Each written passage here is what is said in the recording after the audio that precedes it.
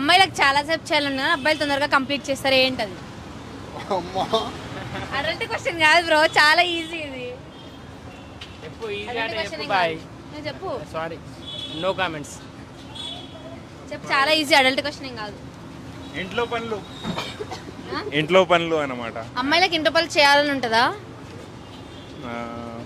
ఏంద్రా ఇంజనీరింగ్ చేసి ఒక సింపుల్ క్వశ్చన్ చెప్పడానికి రావట్లే.